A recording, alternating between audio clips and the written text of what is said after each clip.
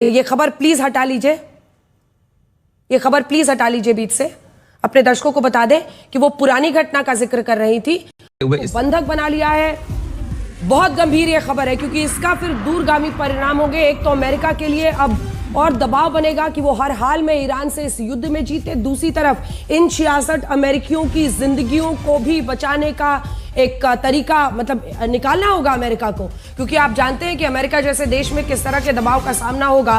66 अमेरिकियों को बंधक बनाने की बात है और मुझे लगता है कि अब मतलब आप अटैक तो कर रहे हैं लेकिन अब इनको भी तो यूज करेगा ना, एक लेवरेज की तरह ईरान यूज करेगा अगर वाकई ऐसा है। हालांकि अरागची का अभी तक का नजरिया देखकर मुझे नहीं लगता कि परोक्ष रूप से वो इसको स्वीकार करेंगे। देखिए, मुझे अंजना 1979 की वो बात याद आ जाती है जब इसी तरीके से ईरान रेवोल्यूशन हुआ था और 79 के अंदर ही ईरान के अंदर मौजूद अमेरिकन एम्बेसी में भी ऐसे ही कई लोगों को अपनी हिरासत में रखा था। 1.5-2 साल तक लगातार एम्बेसी के लोगों को ईरान ने अपनी कैप्चर रखा था, उनको लगातार अपनी कस्टडी में रखा और अमेरिका ने कई बार मिलिट्री ऑपरेशंस करने की कोशिश की लेकिन विफल हो गए। तो मुझे लगता है एक बार फिर से करीबन 47 साल के बाद लगभग वही हादसा वही आप रिपीट होता देख रहे हैं, लेकिन इराक के अंदर, वो भी इरबिल के अंदर। और ये संभावना अमेरिका को पहले से भी पता थी। मुझे याद है कि अमेरिका ने पिछले 1 साल से वहां पे से सैनिकों की मूवमेंट शुरू कर दी थी। वहां पर कम सैनिक रखे जा रहे थे, कॉन्सुलेट में कम लोग रखे जा रहे थे, लेकिन फिर भी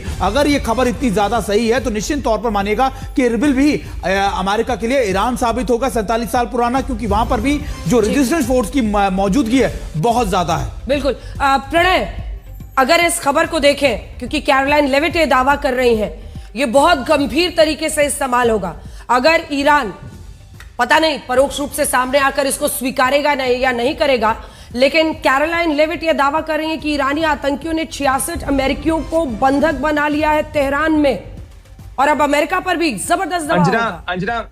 अंजना, मैं एक चीज स्पष्ट कर दूं, 1979 के बाद से तेहरान के अंदर अमेरिका का दूतावास ही नहीं है और 1979 की उस घटना का कैरोलाइन लेविट जिक्र कर रही थी कि किस तरीके से अमेरिका को आतंकित किया गया था, अमेरिकी दूतावास पर हमला किया गया था और उसके बाद उन्हें वहां कैनेडियन हाई कमीशन में और स्विस एम्बेसी के अंदर शरण लेनी पड़ी थी। तेहरान में अभी भी अमेरिका का जो कुछ कामकाज है वो स्विस एम्बेसी के जरिए चलता है। उस एपिक फ्यूरी किया गया था, बार बार डोनाल्ड ट्रंप भी इसका जिक्र करते रहे।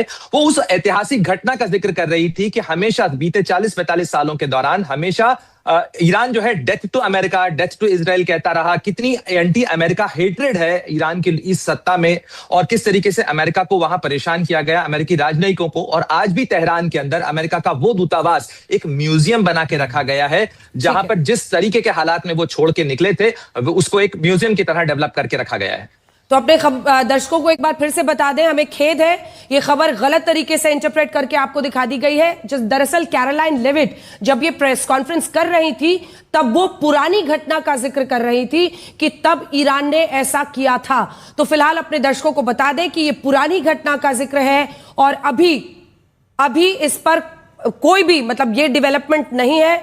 एक बार ये खबर प्लीज हटा लीजिए, ये खबर प्लीज हटा लीजिए बीच से।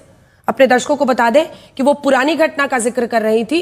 अभी कोई अमेरिकन एम्बेसी वहां पर है ही नहीं तेहरान में, तो ऐसा मुमकिन ही नहीं है कि वहां पर कब्जा कर ईरानी आतंकियों ने क्या हो। ये पुरानी घटना का वो जिक्र कर रही थी बताने के लिए कि ईरान किस तरह की पॉलिसी पर चलता है और ईरान में कैसे आतंकियों ने उस वक्त लोगों को किया था।